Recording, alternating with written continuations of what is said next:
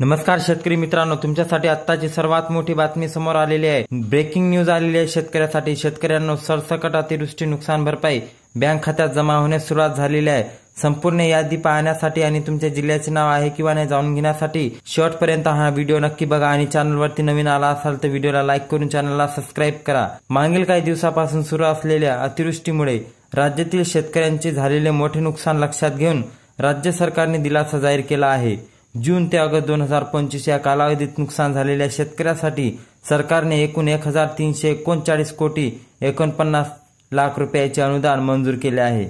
ही मदत थेट शेतकऱ्यांच्या बँक खात्यात जमा होण्यास सुरुवात होईल, कारण की शेतकऱ्यांच्या अतोनात कष्ट आणि शेतकऱ्यांना झालेले नुकसान हे कोणत्याही पैशामुळे पूर्ण होऊ शकत नाही, परंतु थोडेफार मदत केल्यावर त्यांची आर्थिक स्थितीमध्ये थोडी तरी सुधारणा होईल, कारण की शेतकऱ्यांना हा पाठबळ असणे आवश्यक आहे। आणि राज्य सरकारने या अगोदर देखील काहीही नुकसान भरपाई दिलेली नाही आहे, तरी आता राज्य सरकारने मोठा पॅकेज जाहीर केलेला आहे। तर या 20 जिल्ह्यांना मिळणार आहे अतिवृष्टीची मदत। राज्य सरकारने राज्यातील 5 विभागामधील 20 जिल्ह्यांच्या शेतकऱ्यासाठी ही मदत जाहीर केलेली आहे। आता हे 20 जिल्हे कोणते आहे आपण पाहून घेऊ। यामध्ये विभाग पण दिलेले आहे, समाविष्ट जिल्हे आणि मंजूर रक्कम पण दिलेली आहे। त्यामध्ये विभाग जर बघितले तर छत्रपती संभाजीनगरमध्ये हिंगोली, बीड, लातूर आणि धाराशिव हे जिल्हे राहणार आहे आणि यांच्यासाठी 721.97 कोटी एवढी रक्कम जमा करण्यात आलेली आहे। अजून त्यामध्ये अमरावती विभाग आहे आणि त्यामध्ये अमरावती, अकोला, यवतमाळ, वाशिम आणि बुलढाणा यांच्यासाठी 565.60 कोटी रुपयांची मदत जाहीर करण्यात आलेली आहे। नागपूर विभागामध्ये गोंदिया, गडचिरोली, भंडारा, नागपूर आणि वर्धा यामध्ये 23.85 कोटी रुपयाची निधी मंजूर करण्यात आलेली आहे। पुणे विभागामध्ये फक्त एकच जिल्हा आहे कोल्हापूर आणि त्याच्यासाठी 14.28 कोटीची मंजुरी देण्यात आलेली आहे।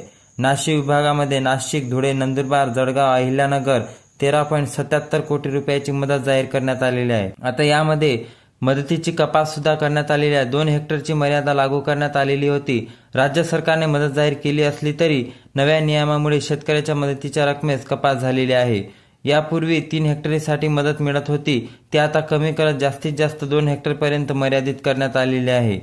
सरकारने मदतीच्या दरातही कपात केल्यामुळे शेतकऱ्यांची मदत अपेक्षेपेक्षा कमी असण्याची शक्यता वर्तवण्यात येत आहे।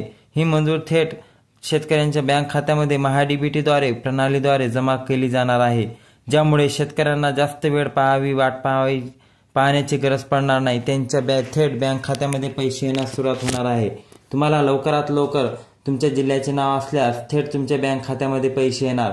तरी तुम्ही KYC पूर्ण केली नसेल तर पूर्ण करून घ्या आणि याच्या अगोदर तुम्हाला काही अडचण आल्या असेल तर त्या अडचणी दूर करा, जेणेकरून तुमचं जे महत्त्वाचा हप्ता आहे ते थांबणार नाही आणि अतिवृष्टी नुकसान भरपाईनंतर पीक विमा सुद्धा येऊ शकतो। म्हणून या पुढे येणारे संपूर्ण व्हिडिओ पहा आणि तुम्हाला व्हिडिओ आवडल्यास आणि शेवटपर्यंत आल्यास चॅनलला लाईक करून सबस्क्राइब करा। धन्यवाद।